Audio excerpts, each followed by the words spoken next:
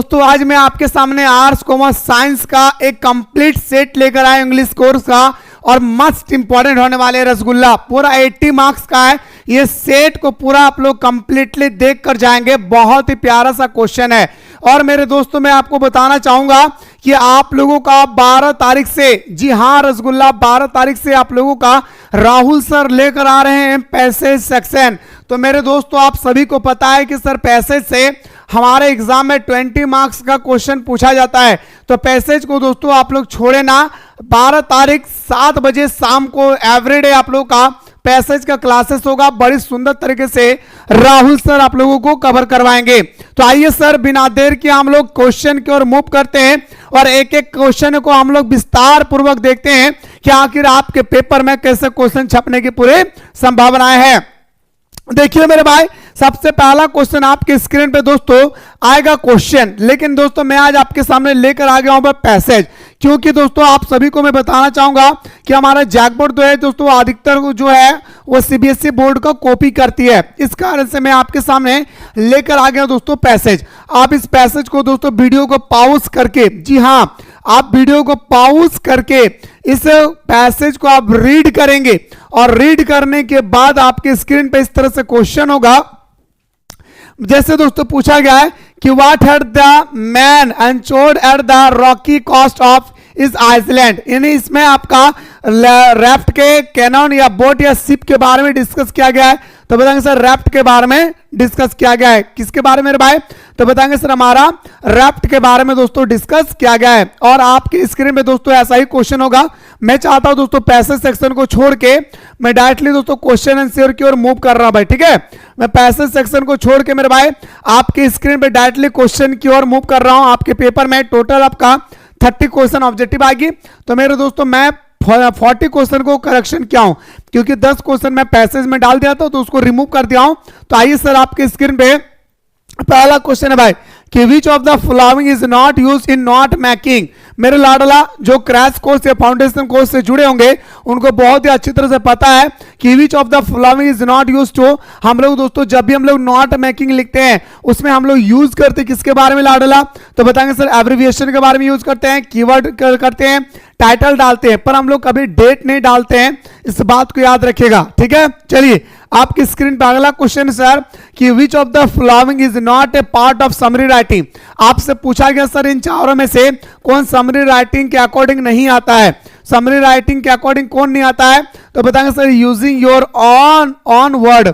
याद रखिए दोस्तों आप अपने तरफ से कोई भी वर्ड यूज नहीं कर सकते। यानी सर हमारा ऑप्शन नंबर क्या हो जाएगी सर? ऑप्शन नंबर ए हमारा राइट आंसर होगा। जैसे दोस्तों अगला क्वेश्चन बहुत ही प्यारा सा क्वेश्चन है, पूरा कंप्लीट सेट है भाई, बीच क्लास में छोड़कर ना जाएं, बड़ी पछतावा होगा। which of these is the right format of writing date in the letter to editor। देखिए दोस्तों हमारे लेटर कई प्रकार के होते हैं, formal, informal, editor, business letter, सबका डेट दोस्तों क्या होता है भाई? अलग अलग होता है। तो यहाँ पे आपसे लेटर टू एडिटर पूछा गया है कि हमारा राइट फॉर्मेट कौन सी होगी। तो देखिए मेरे भाई एडिटर के पास अगर आप लेटर लिखेंगे ना तो ये राइट फॉर्मेट होगा भाई, ठीक है।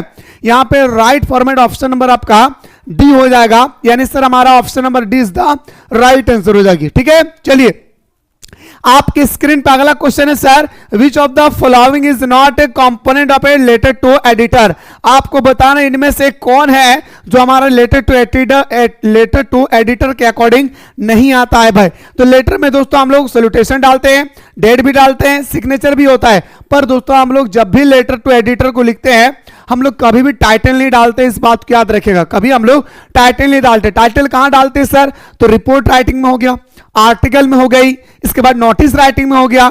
तो इन सब चीजों में हम लोग टाइटल डालते हैं, जिसे हम लोग कभी हेडिंग बोलते हैं। लेकिन दोस्तों हम लोग कभी भी एडिटर के पास लेटर में कभी टाइटल नहीं डालते हैं, यानी ऑप्शन नंबर ए हमारा सही उत्तर हो जाएगा। क्वेश्चन नंबर आते हैं सर 17 है कि notice issued by government generally appear in. बताएं मेरे दोस्तों जब भी सरकार नोटिस जारी करती है दोस्तों, वो नोटिस कहां पे जारी करती है?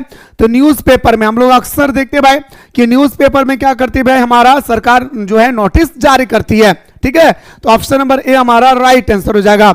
आपके स्क्रीन पर अगला क्वेश्चन है सर मोस्ट इंपॉर्टेंट क्वेश्चन है, और एक बात आपको मैं बताना चाहूंगा कि मेरे दोस्तों कभी आप लोग ये ना सोचे कि सर मेरा इंग्लिश में कुछ भी तैयारी नहीं हुआ है, सर हम क्या पढ़े। मेरे लाडला, आपको जितना पढ़ाया जा रहा है क्रैश कोर्स में, चाहे आप आर्ट्स कॉमर्स साइंस कोई भी बैकग्राउंड से रिलेटेड है, आपको जितना भी बताया जा रहा है आंख बंद करके मेरे लाडला आप लोग पढ़ लेंगे। यकीन मानिए मेरे रसगुल्ला, आपके पेपर में इससे बाहर नहीं पूछा जाएगा। और एक बात मैं आपको बताना चाहूंगा कि आप लोगों का इंग्लिश स्कोर का 2026 के एग्जाम का एक स्पेशल प्लेलिस्ट बनाया गया, यूट्यूब पे एक स्पेशल प्लेलिस्ट बनाया गया है। उस प्लेलिस्ट को जा करके देखिए, एक एक क्वेश्चन मेरे भाई आपके पेपर के अकॉर्डिंग मस्ट इंपॉर्टेंट है रसगुल्ला, ठीक है। तो in notice writing the name of the institution organisation is placed, कहां पे हम लोग डालते हैं दोस्तों, हमारे इंस्टीट्यूशन का नाम कहां पे डालते हैं आपसे यहां पे पूछा गया है। तो एट द टॉप, सबसे टॉप पोजीशन पे डालते हैं भाई, याद रखिएगा at the top. Option number B हमारा राइट आंसर होगा। अगला क्वेश्चन पे आते हैं sir, write report on the book fair you went with your friend you are Geeta and Avinash referring to the above in line answer the following question.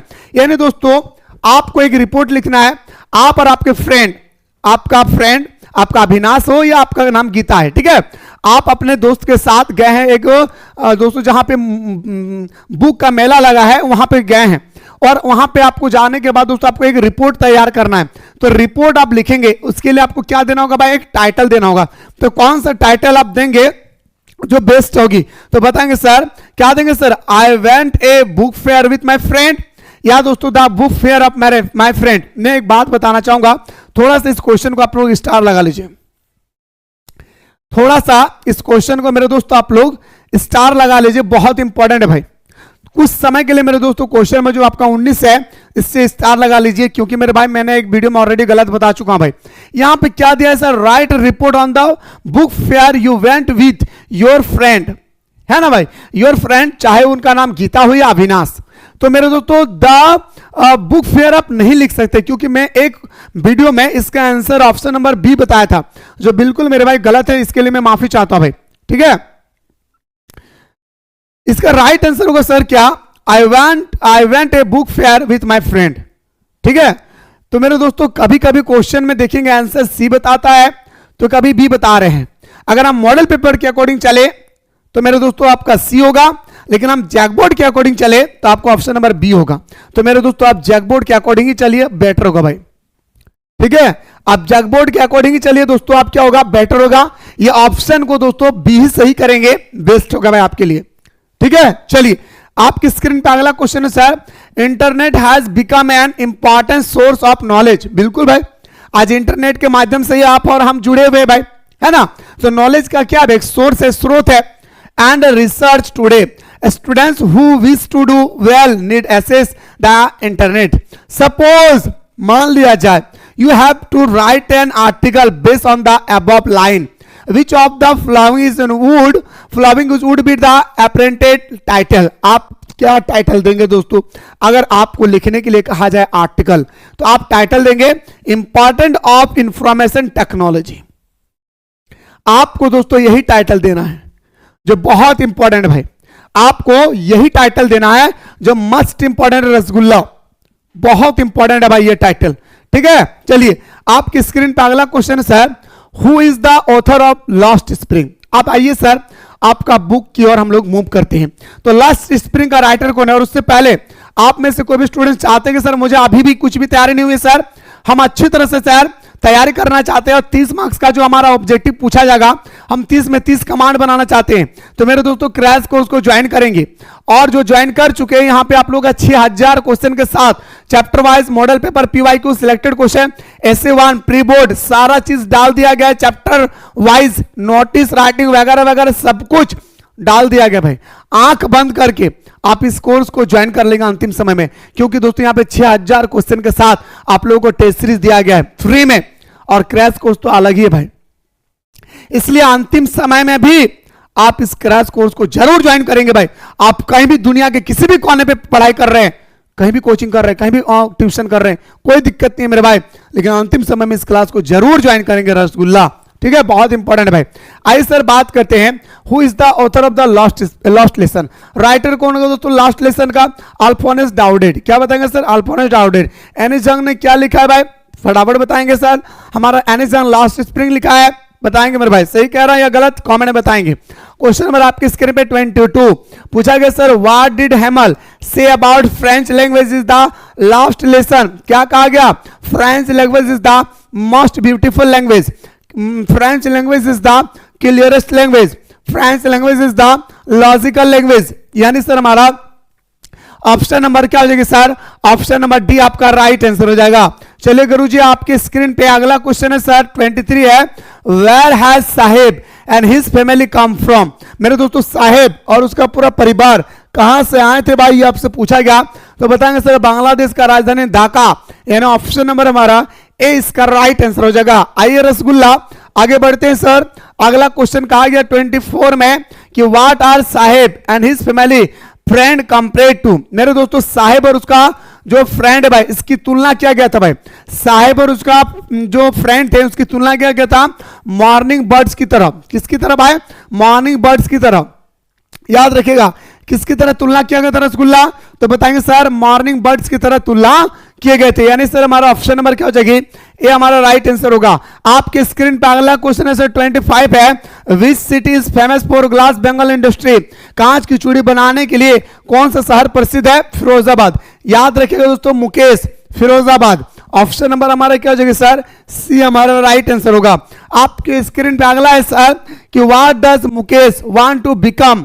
यानी दोस्तों आपसे पूछा गया कि आखिर मुकेश जो थे वो क्या बनना चाहते भाई, है ना। माना कि मुकेश हमारा कांच की चूड़ी बनाने वाले फैमिली से रिलेटेड थे, लेकिन उनका सपना क्या था? तो मोटर मैकेनिकल। क्या मेरे भाई? Motor mechanic. ऑप्शन नंबर हमारा क्या हो जाएगा सर? आपका ऑप्शन नंबर डी हमारा राइट आंसर होगा। आपके स्क्रीन पे क्वेश्चन नंबर 27 है sir, how old was Douglas when his father took him to the beach in California. मेरे दोस्तों हम सभी को पता है कि डीप वाटर का राइटर हमारा विलियम डोगलस है, और विलियम डोगलस अपने पापा के साथ, याद रखे भाई किसके साथ? अपने पापा के साथ मेरे दोस्तों जब वो 3 से 4 साल के बीच में थे, कितने मेरे भाई? 3 और 4 ईयर के थे। याद रखिएगा तब वो समुद्री तट जाते कहां पे? कैलिफोर्निया का। कहां पे मेरे भाई? याद रखिएगा कैलिफोर्निया का। क्या हो जाएगा सर हमारा? ऑप्शन नंबर हमारा बी इसका राइट आंसर होगा। आपकी स्क्रीन पर अगला क्वेश्चन है सर, क्वेश्चन नंबर 28 है सर कि Dooj 9 feet for Douglas were more like. यानी दोस्तों 9 फीट की गहराई में जो 18 साल के लड़का ने धक्का लगाया था YMCA पुल में, तो हमारा विलियम डोगलस 9 फीट की गहराई चले गए थे। तो विलियम डोगलस को कितना फीट महसूस हो रहा था? 90 फीट महसूस हो रहा था भाई। कितना फीट मेरे भाई? तो बताएंगे सर 90 फीट महसूस हो रही थी। ऑप्शन नंबर सी हमारा राइट आंसर होगा। आपकी स्क्रीन पे अगला क्वेश्चन है सर, और आपके सामने एक स्टेटमेंट है भाई, ठीक है, और इस स्टेटमेंट को आपको रीड करना है, और रीड करने के बाद मेरे दोस्तों इसका आंसर आपको सही तरीके से लगाना है। मैं आपको साधारण भाषा में समझा रहा हूं, समझने के प्रयास कीजिएगा, चुटकी में सॉल्व कर लेंगे आप।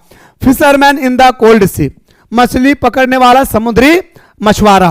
Would not harm to whale, जब पूरी दुनिया, हमारे पब्लू नेरुदा कहता है जब मैं 12 तक काउंट करूंगा, कीपिंग क्वाइट, सुने ना टॉपिक मेरे दोस्तों, पब्लू नेरुदा कहते हैं जब हम 12 तक काउंट करेंगे, 12 तक काउंट करने के बाद जब पूरी दुनिया शांत हो जाएगी तो मछुआरा जो है मछली नहीं पकड़ेंगे, मैंने हमारा वेल्स मछली को कोई हानि नहीं पहुंचाएंगे, है ना। आगे कहते हैं and the man gathering salt, और दोस्तों जो नमक बटोर रहे थे वो कुछ पल के लिए नमक नहीं बटोरेंगे, और वो अपने आंखों से अपने हाथ के छाले को देख सकते हैं। Would look at his hot hand, वो अपने छाला को देख सकते हैं। आइए sir, who is the poet of the given extra, poem का नाम क्या भाई मेरे दोस्तों? पोएट का पब्लू नेरुदा, पोएट का नाम क्या भाई? पब्लू नेरुदा। कीपिंग क्वाइट, याद रखिएगा 12 तक काउंट करते भाई। What does the poet expect the fisherman to do, किसके बारे में बताया गया सर मेरे दोस्तों? जब वो 12 तक काउंट करेंगे किसके बारे में? तो बताएंगे sir not to harm the whales, यानी दोस्तों जब हम शांत रहेंगे तो मछुआरा वेल्स मछली को हानि नहीं पहुंचाएंगे। आशा करियो रे दादा हमार दादी दीदी कहबो ना तो के हमारे बतवा बुझल पा रही रे भाई, उम्मीद करियो रे दादा कि तो हमारे बतवा बुझल पा रही। आपके एग्जाम में ऐसा ही क्वेश्चन आएगा, बेफिक्र होकर स्टडी करे भाई, ठीक है। चलिए सर आपकी स्क्रीन पे अगला क्वेश्चन है sir 31, the man gathering salt who look at his heart. बताए दोस्तों, बहुत इंपॉर्टेंट क्वेश्चन पूछा गया है आपके स्क्रीन पे भाई, जबरदस्त क्वेश्चन भाई आपकी स्क्रीन पे, फटाफट बताइए। 31 क्या पूछा गया दादा 31 में कि the man gathering salt would look hit his heart hand, यानी सर हमारा ऑप्शन नंबर क्या हो जाएगा सर, ऑप्शन नंबर हमारा बी इसका राइट आंसर होगा। क्या होगा सर, ऑप्शन नंबर बी हमारा राइट आंसर होगा। आपके स्क्रीन पे अगला क्वेश्चन है सर, क्वेश्चन नंबर 32 है, which of the following poem is written by Stephen Spender. अच्छा, स्टेफन स्पेंडर ने कौन सा पोएम लिखा है ये आपको बताना होगा। स्टेफन स्पेंडर दोस्तों, क्या माय मदर 66 लिखा है, नहीं। कीपिंग क्वाइट तो पब्लो नेरुदा। माय मदर 66 तो दोस्तों कमला दास लिखा है। एन एलिमेंट्री क्लासरूम इन सलम, ये लिखा है दोस्तों स्टेफन स्पेंडर ने भाई, ठीक है। अगला, the paper swimming boys with red I means the boys is, क्या बताना भाई। और सबसे पहले तो भाई 33 का आप लोग कमेंट में आप लोग बताएं कि आखिर ये टॉपिक, ये क्वेश्चन किस टॉपिक से लिया गया है, तो बताएंगे sir thing hungry and week. Option number हमारा क्या जगह सर, बी हमारा राइट आंसर होगा। अगला क्वेश्चन है sir, the poet Kamala Das was driving for her. फटाफट बताइए दोस्तों, ये इस क्वेश्चन को बहुत सारे स्टूडेंट्स के बीच में कंफ्यूजन होता है, तो मेरे भाई कंफ्यूजन ना करें प्लीज। क्या बोल रहे the poet Kamala Das was driving for her, तो मेरे भाई पेरेंट्स हाउस, याद रखे भाई, कहां बताएंगे सर, पेरेंट्स हाउस, ठीक है। चलिए आपकी स्क्रीन पे अगला sir, who is the tiger king. Tiger king कौन था सर, तो टाइगर किंग था the Maharaja of Pratibandapuram sir जंग जिलानी बहादुर। बताए ना, ऑप्शन नंबर 35 के क्या होगा सर, ये हमारा राइट आंसर होगा। क्वेश्चन नंबर 36 पे आते sir, in which hour the prince of the tiger king born. अच्छा, इसकी तुलना, टाइगर किंग की तुलना दोस्तों किससे किया गया था, तो बताएंगे सर हमारा बुल एंड हॉर्स से, यानी सर हमारा ऑप्शन नंबर क्या जाएगी, ए हमारा राइट आंसर होगा। चलिए रसगुल्ला आपके स्क्रीन पे अगला क्वेश्चन आते हैं, how many time John did दिसानी दोषी, तिसानी दोषी, तो मेरे दोस्तों बताएंगे सर 9 टाइम जॉन। एक बात मैं आपको बताना चाहूंगा, यहां पे क्वेश्चन आएगा आपके पेपर में कि आखिर तिसानी दोषी हमारा तमिलनाडु से यात्रा करके अंटार्कटिका पहुंचती है, तो अंटार्कटिका जो पहुंचती है वो किससे वो अपने जर्नी को कंप्लीट करते हैं, बस, एरोप्लेन, वाटरशिप। आपके एग्जाम में आएगी क्वेश्चन भाई, इसलिए इसे भी आप लोग याद रखिएगा भाई, बहुत इंपॉर्टेंट क्वेश्चन है भाई। आपकी स्क्रीन पे अगला क्वेश्चन है, विच programme was headed by Canadian Geoff green. मेरे दोस्तों जियोफ ग्रीन ने कौन सा प्रोग्राम का दोस्तों नेतृत्व किया था, students on ice, students on sea, student on ice, या सॉरी सेलिब्रिटीज, ये तो ऑप्शन नहीं होगा भाई। हाँ ना भाई, ये समुद्र बता नहीं होगा, तो ऑप्शन नंबर क्या हो जाएगा सर 38 का ऑप्शन नंबर हमारा राइट आंसर होगा sir, A is the right answer. अगला, हु वाज डॉक्टर सदाओकी। सदाओकी क्या था भाई, एक जापानीज डॉक्टर था। एक बात मैं आपको बताना चाहूंगा कि आखिर वो कितने साल की उम्र में जापान जाते हैं पढ़ाई करने के लिए, ठीक है, और कितने साल की उम्र में वो पढ़ाई करके वापस आते हैं अपना देश। दो क्वेश्चन याद रखिएगा, मैं आपको एक बताना चाहूंगा, 30 ईयर में वो आते हैं और 22 में जाते होंगे, है ना। मेरे दोस्तों उनका मोहब्बत हो जाती है हाना से, तो हाना कहां के निवासी थे, जापान। हाना का मुलाकात आखिर हमारे डॉक्टर सदाओकी के साथ कहां पे होती है, तो प्रोफेसर हाउस के, कहां पे, अमेरिकन प्रोफेसर हाउस, याद रखिएगा, ठीक है। जिस यूनिवर्सिटी में दोनों स्टडी कर रहे थे, उनका जो प्रिंसिपल थे उन्हीं के घर में उन दोनों का मुलाकात होती है भाई, बहुत इंपॉर्टेंट है भाई, ठीक है। चलिए सर अगला क्वेश्चन बात करते हैं। और हाँ, जिस सोल्जर का मदद किए थे अमेरिकन सोल्जर का नाम क्या था, टॉम, ठीक है ना। आपके स्क्रीन पे अगला है सर, वेयर डिड सदा मीट हाना। सदा और हाना दोस्तों दोनों कहां पे मुलाकात किए थे, तो बताएंगे सर दोनों मुलाकात किए थे रसगुल्ला कहां पे, तो मोहब्बत से बताएंगे सर हमारा जापानीज थे दोनों, लेकिन दोस्तों अमेरिकन में जाके दोनों मोहब्बत से मुलाकात करते। दोस्तों आप लोग ऐसा कतई नहीं करेंगे भाई। दोस्तों मैं आपको बताना चाहूंगा, यहां पे 30 क्वेश्चन आप लोगों को नजर आया होगा, 40 है, लेकिन 10 क्वेश्चन मैं पैसेज में डाला था, आप लोग एक बार देख लेंगे। अब मेरे भाई सब्जेक्टिव बताने वाला भाई, सब्जेक्टिव जो है वो 50 मार्क्स का है। सब्जेक्टिव मेरे दोस्तों आपका लिटरेचर सेक्शन अलग होगा भाई, ध्यान से देखेंगे, लिटरेचर सेक्शन अलग होगा, पैसेज सेक्शन अलग होगा, इसके बाद दोस्तों आपका सब्जेक्टिव होगी, ठीक है। तो मेरे दोस्तों चलिए हम लोग लिटरेचर सेक्शन और आपका पैसेज सेक्शन ये आपको राहुल सर कवर करवाएंगे।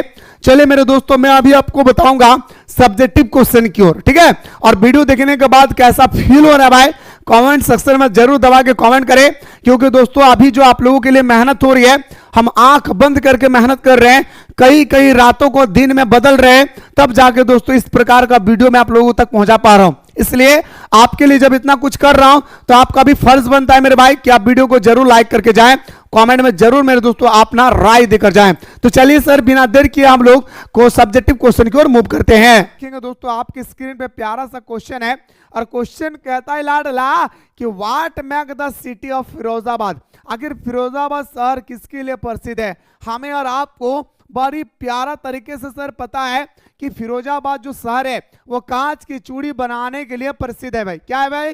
कांच की चूड़ी बनाने के लिए प्रसिद्ध है। बस इतना ही पता है मेरे दोस्त। क्या आप इतना लिखेंगे तो आपको मार्क्स मिल जाएगा? नहीं भाई, पूरे डिटेल्स में लिखना होगा। क्या डिटेल्स में लिखना है दादा? आइए सर बात करते हैं डिटेल्स में लिखना आपको क्या है।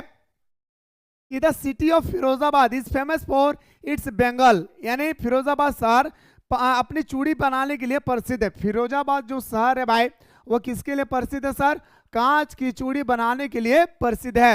Every other family in Firozabad is engaged in making bangles. और बताया गया दोस्तों फिरोजाबाद में लगभग हर परिवार, फिरोजाबाद के हर दूसरी परिवार कांच की चूड़ी बनाने में मशहूर है। याद रखिएगा, ठीक है। वही कह रहा है कि every other family in Firozabad is engaged in making bangles. कहता है दोस्तों क्या कि फिरोजाबाद में लगभग हर दूसरी परिवार चूड़ी बनाने में व्यवसाय में लगा हुआ है। It is the centre of Indian glass blowing industry. और ये कांच की चूड़ी बनाने का केंद्र है भारत का।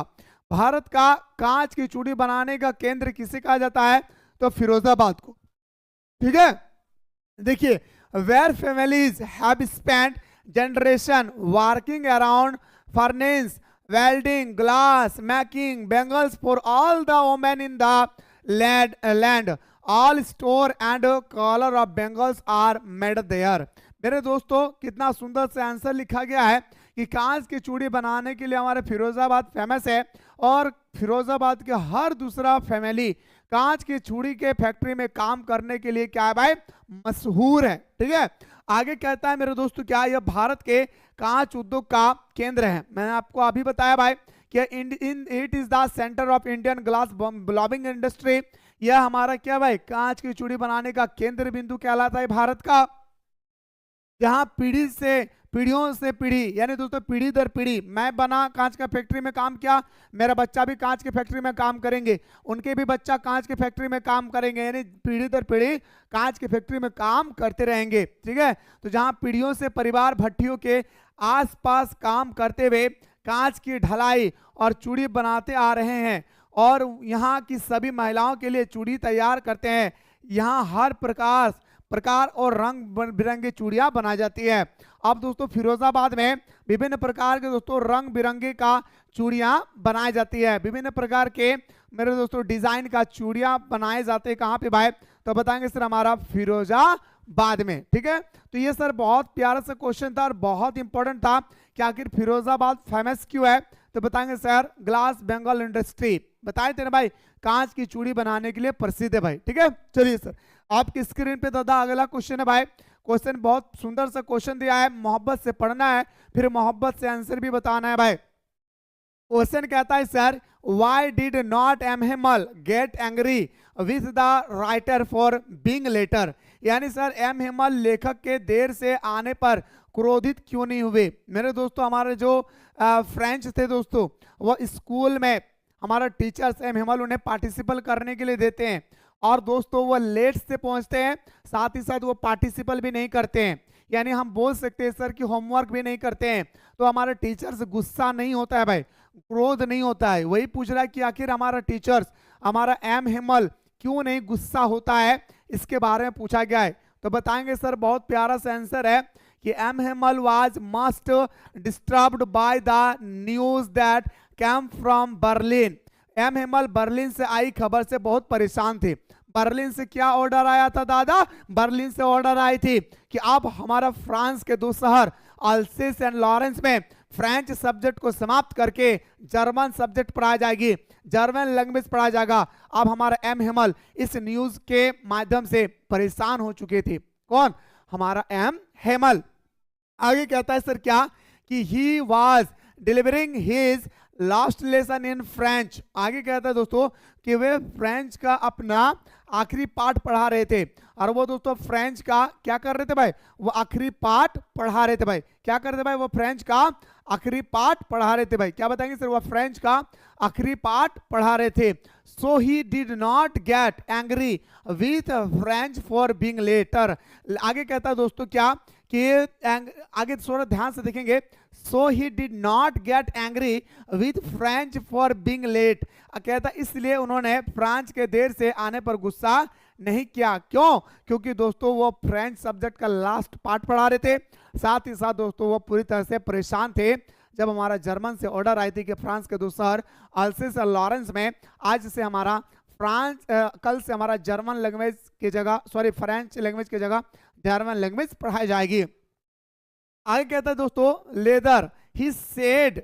आगे देखिए दोस्तों later there he said very kindly go to your place little French. और कहता है दोस्तों कि बल्कि उन्होंने बड़े प्यार से कहा फ्रेंच आप अपने स्थान पर जाओ नन्हे फ्रेंच। कहता है ना भाई कि मैं आई कमिंग सर, कहते हैं ना भाई। तो हमारा दोस्तों हमारा हमारा एम हेमल कहता है फ्रेंच खड़े क्यों हो भाई, आओ जाओ अपने स्थान पे बैठ जाओ। जबकि फ्रेंच को ये डर लगा हुआ था भाई कि कहीं मुझे टीचर मुझे डांटे ना। लेकिन फ्रेंच मेरे दोस्तों मेरे एम हेमल बड़ी मोहब्बत से पेश आते हैं। फ्रेंच जाओ और अपने स्थानों पर बैठ जाओ, ठीक है। He ignored French being late and went on with his lesson.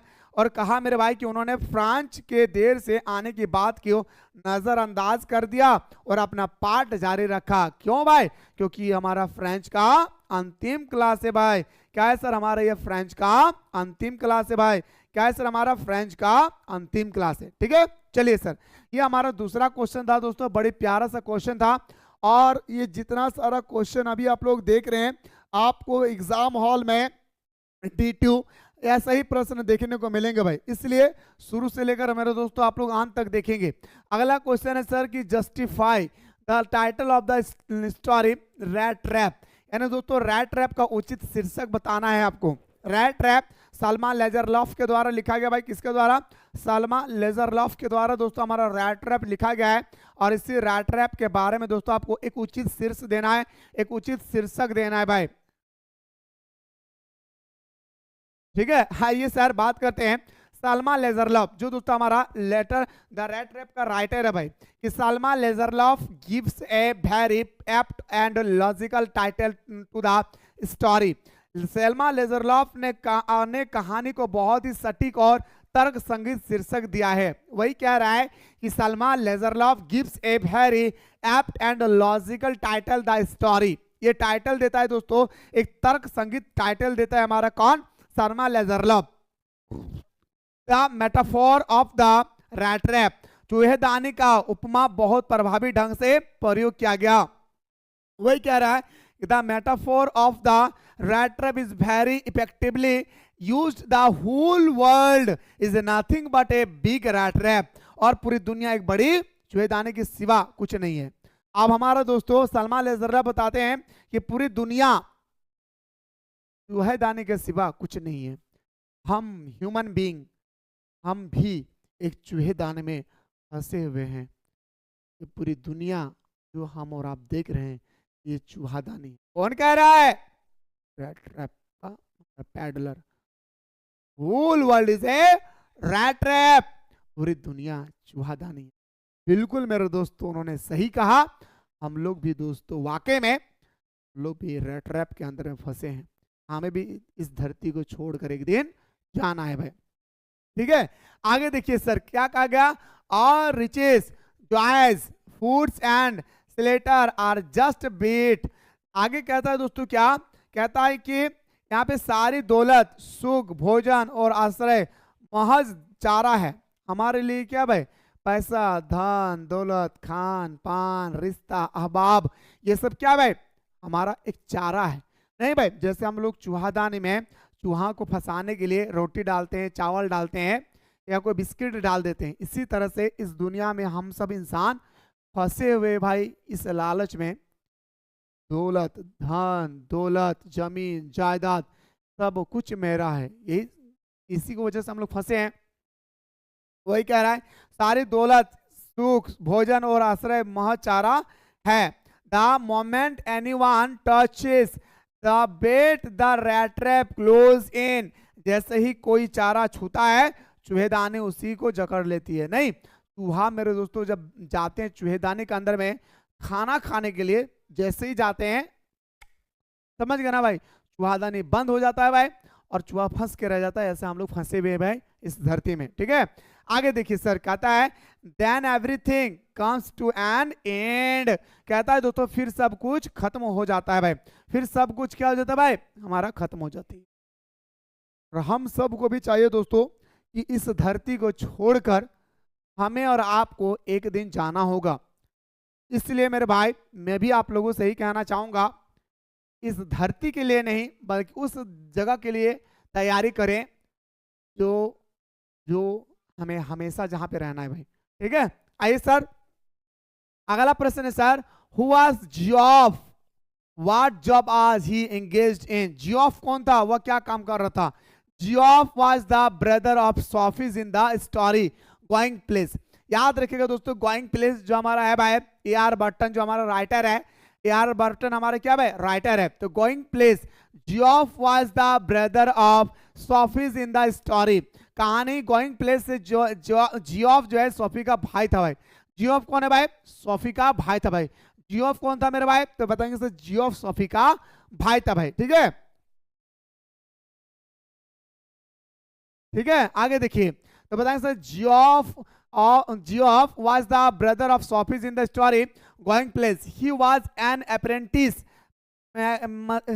machine and he worked in a garage of a town. और दोस्तों वह एक प्रशिक्षुक मैकेनिकल, या तो दोस्तों हम लोग मैकेनिक था और वह एक कस्बे के गैरेज में काम कर रहा था। कौन भाई?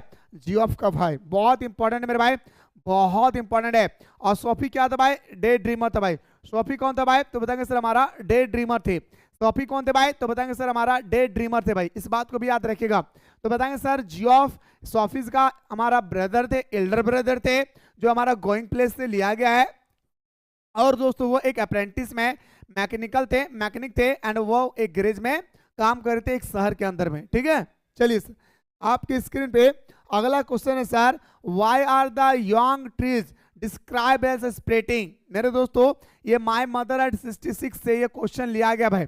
माय मदर एट 66 से ये क्वेश्चन को लिया गया है दादा, गौर से सुनिएगा भाई। कहता है कि वाई ड्राइविंग, क्या बोल रहा है भाई? युवा वृक्ष को दौड़ते हुए क्यों बताया गया भाई? अब जैसे हमारा कमला दास ड्राइविंग कर रहे हैं कोचिंग एयरपोर्ट के लिए। कहाँ के लिए दादा? कोचिंग एयरपोर्ट के लिए ड्राइविंग कर रहे हैं। ड्राइविंग करते, जैसे ड्राइविंग करते भाई, तो जितने सारे ट्री है उनको लग रहा है कि हमारे ट्री जो है दौड़ रहे हैं भाई, जबकि ट्री क्या भाई? खड़े हैं। तो ट्री क्या भाई? लग रहा है उनको दौड़ रहा है। ठीक है, वही कह रहा है कि युवा वृक्ष को दौड़ते हुए क्यों बताया गया। तो while driving to the coaching airport the poet looks out and see the young tree running fast। कहता है दोस्तों कि कोचिंग हवाई अड्डा जाते समय हमारा कमला दास बाहर देखती है, कांच से क्या करते हुए, कार चलाते समय वो अपने आंखों को कांच से बाहर देखती है। ठीक है, और उसे तेजी से बढ़ते हुए युवा पेड़ दिखाई देते भाई। और देखते दोस्तों क्या, उसे तेजी से बढ़ते हुए युवा पेड़ दिखाई देते हैं। ठीक है, आगे देखिए दोस्तों, C6 a contrast between her dozing old mother and sprouting young tree. और कहता है दोस्तों वह अपनी माँ, उगती बूढ़ी माँ और तेजी से दौड़ती युवा पेड़ों के बीच एक विरोधाभास तलाशती है। नहीं, मेरी माँ मेरे बगल में बैठी हुई भाई, मेरी माँ मेरे बगल में बैठी हुई भाई, और उनका मुंह पूरी तरह से खुला हुआ है। मेरी माँ का चेहरा ऐसा दिख रहा है जैसे डेड बॉडी है। अब ये यंग ट्री, आप क्या है दादा, ये यंग ट्री कैसे दौड़ रहा है? एक समय था जब मैं बचपना थे तब मैं भी इस तरह से दौड़ा करता था जैसे ये बच्चे और ट्री दौड़ रहे हैं। समझ रहे भाई? आइए सर आगे क्या कहता है भाई, कहता है दोस्तों कि the contrast has been well drawn.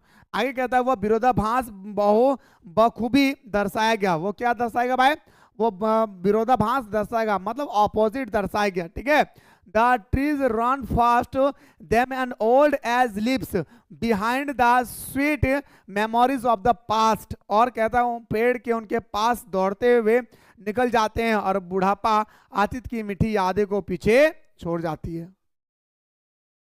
बहुत इंपॉर्टेंट एक ये क्वेश्चन इंपॉर्टेंट है। और मेरे दोस्तों हमारा कमला दास ने अपनी माँ की तुलना लेट विंटर मून के साथ क्यों किए थे, ये भी दोस्तों बहुत इंपॉर्टेंट है।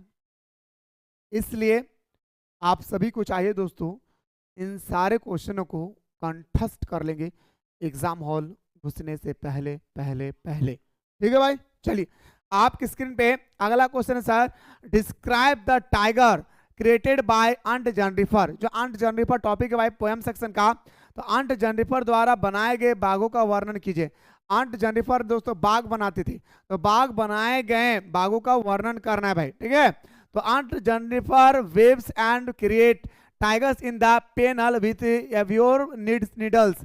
कहता है दोस्तों अंट जेनरिफर हाथी दांत की सुइयों से पेनल पर बाग की आकृति बुनती है भाई। याद रखिएगा पेनल पे क्या करते हैं भाई, वो हाथी के दांत बुनती है भाई। याद रखिए मेरे बात को ध्यान से सुनिए। ठीक है, प्यार तरीके से दोस्तों सुनिए मैं क्या बोल रहा हूं, मजाक मत कीजिएगा यहाँ पे। ठीक है, aunt Jennifer weaves and creates tiger in the panel with ivory needles. कहता है दोस्तों कि आंट जेनरिफर हाथी दांत की सुइयों से, हाथी के दांत की सुइयों की तरह बाघ की आकृति बुनती है, बाघ की आकृति बुनती है।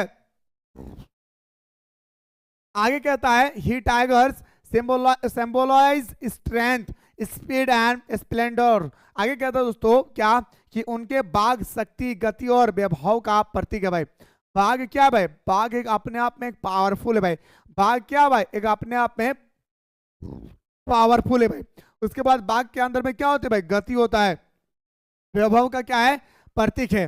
The jump with confidence and clarity serenity they provide a stinking contrast to the frail old lady who create them. और आगे बताते हैं दोस्तों वे आत्मविश्वास और निश्चितता के साथ छलांग लगाते हैं, वे उन्हें बनाने वाली दुर्लभ बूढ़ी महिला के बिल्कुल विपरीत है। यह है दोस्तों आपका अंट जेनरिफर का लिया गया एक क्वेश्चन। और मैं इस टॉपिक से दोस्तों 3 ही क्वेश्चन अरेंज किया हूं जो बहुत ही इंपॉर्टेंट है भाई। ठीक है, क्या है मेरे भाई, बहुत ही इंपॉर्टेंट है भाई। ठीक है ना, चलिए आगे क्वेश्चन देखते हैं दादा।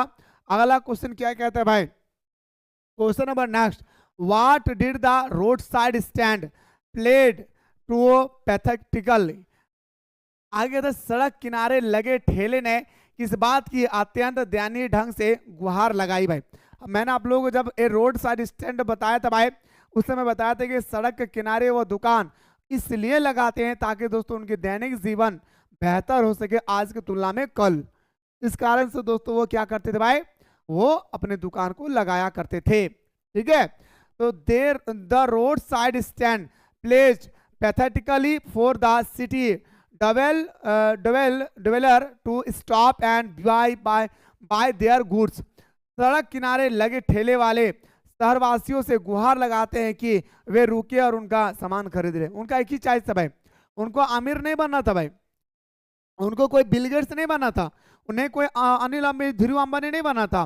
रोड साइड स्टैंड में कहा गया है कि रोड के किनारे जो मैंने सड़क के किनारे जो मैंने दुकान लगाया है, इस दुकान का इतना ही आवाज था कि कोई आए हमारे दुकान पे रुके और हमारे सामान को खरीदे और मुझे जो पैसा मिलेगी इससे हम अपने जरूरत के सामान को खरीद सके। इससे हम क्या कर सके भाई, हम जरूरत के सामान को खरीद सके। क्या कर सके भाई, जरूरत के सामान को खरीद सके। समझ रहे लाडला? ठीक है, वही कह रहे हैं यहाँ पे।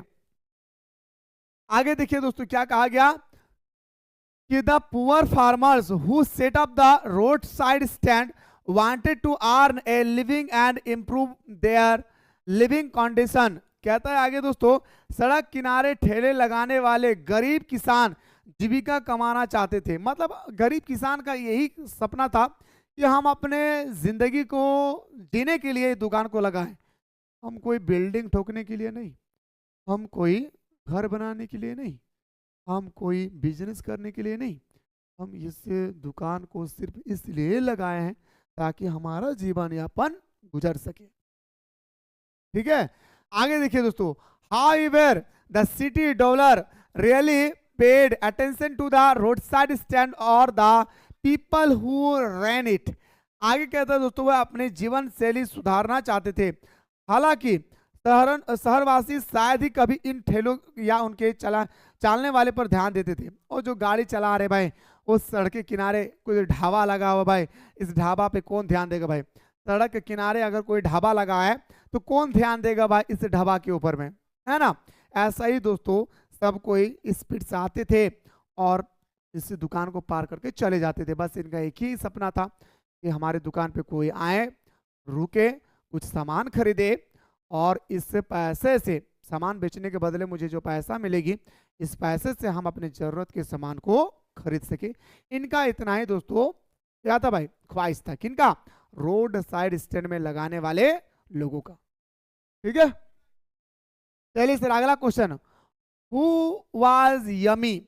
यमी कौन थी? Why did she refuse to bring hot water for the American soldier? उसने अमेरिकन सैनिक के लिए गर्म पानी लाने से इनकार क्यों किया? अरे यमी एक तरह का देखा जाए तो नौकर थी भाई। यमी क्या भाई? नौकर थे भाई। डॉक्टर सदाव होकी के हाउस में क्या थे भाई? नौकर थे भाई। डॉक्टर सदा, ठीक है, डॉक्टर सदाव होकी के हाउस में क्या थे भाई? नौकर थे भाई। डॉक्टर सदाव होकी के हाउस में क्या थे भाई? नौकर थे भाई। इस बात को याद रखिएगा, ठीक है ना? तो वही कह रहा है कि हुआ इज यमी। बताएंगे सर यमी कौन थे भाई? तो बताएंगे sir yummy is a servant in the story the enemy by Pearl S. Buck who care for the children of Dr. Sadao Hoki and Hannah। कहता है दोस्तों पार्ल एस बक की कहानी द एनिमे में योमी एक नौकरानी है जो डॉक्टर सदाओ होकी और हाना के बच्चों की देखभाल करती थी। ठीक है, बच्चों जो थे हमारा हना का वो देखभाल करते थे। आगे कहता है Yumi refuse to bring hot water for the wounded soldier because she thought it was disloyal to her country and against patriotism to help an enemy soldier। वो इसलिए नहीं मदद कर रहे थे दोस्तों, यमी इसलिए नहीं मदद कर रहे थे गर्म पानी लाने के लिए, इसलिए दोस्तों नहीं लाए, वो इसलिए इनकार कर दिए क्योंकि हमारे यमी को पता था कि हमारा उस समय सेकंड वर्ल्ड वार चल रहा था अमेरिका और जापान का। और दोस्तों उसी समय हमारा जो जापान थे भाई, जापानीज, ठीक है, उसी समय मेरे भाई जो हमारा जापानीज थे, जापानीज दोस्तों हमारा क्या थे भाई, तो अमेरिकन जो थे वो जापान पर दोस्तों हमारा बॉम्ब गिराया था। और जापानीज का कोई भी कैंडिडेट अमेरिका नहीं जाएंगे, अमेरिकन का कोई कैंडिडेट जापान नहीं आएंगे, क्योंकि उस समय दोस्तों वार चल रहे थे। और उसी वार में हमारा एक अमेरिकन सोल्जर आ जाते हैं हमारे देश में, हम इसे कैसे मदद करेंगे, इसका कहना था दोस्तों हमारा यमी का। समझे? तो आगे देखिए भाई, आ गया मेरे दोस्तों क्या कि ध्यान से देखिए, यमी ने घायल सैनिक के लिए गर्म पानी लाने से इनकार कर दिया क्योंकि उसका मानना था कि किसी शत्रु सैनिक की मदद करना अपने देश के प्रति विश्वासघात और देशभक्ति का विरोध है भाई। बिल्कुल सही कहा। जिस देश के साथ, मेरे दोस्तों एग्जांपल देता हूं, आपके घर में, आपका घर के बगल में दोस्तों आपका लड़ाई हो रहा है भाई, ठीक है, आपके घर के बगल में आपका किसी के साथ लड़ाई हो रहा है भाई। अब उस लड़ाई में आपका बगल वाला दोस्तों घायल हो जाता है, क्या आप उसे मदद करेंगे? कहता है मैं नहीं मदद करेंगे भाई। आप अगर मदद करना जाएंगे ना भाई तो आपका घर वाला आपको मारेंगे। यस या नो? वैसा ही हुआ था दोस्तों हमारा यमी के साथ। समझ रहे बात को? यमी इसी कारण से उन्हें मदद नहीं किया था मेरे भाई। यमी जो दोस्तों है वो इन्हीं कारणों से मदद नहीं किए थे भाई। समझ गए बात को? चलिए मेरे भाई ये आपका पहला सेट पूरा कंप्लीट होता है। अब मैं चाहता हूं दोस्तों कि आप लोगों का अगला सेट भी मैं आप लोगों को बताऊं। क्या मेरे दोस्तों आप लोग जल्दी से कमेंट में बताएं, क्या आप लोग मेरे दोस्तों सेकंड सेट भी देखने के लिए तैयार है? मैं अभी जितना क्वेश्चन बता रहा हूं भाई, इस तरह से आपको 5 सेट मिलेगी और हर एक सेट में आपको दोस्तों 8-8 क्वेश्चन देखने को मिलेंगे, वो भी दोस्तों जैकबोर्ड के अकॉर्डिंग। अगर आप लोग देखना चाहते हैं मेरे भाई तो जल्दी से कमेंट सेक्शन में कमेंट करें मेरे दोस्तों, मैं आपको बताने के लिए तैयार हूं भाई।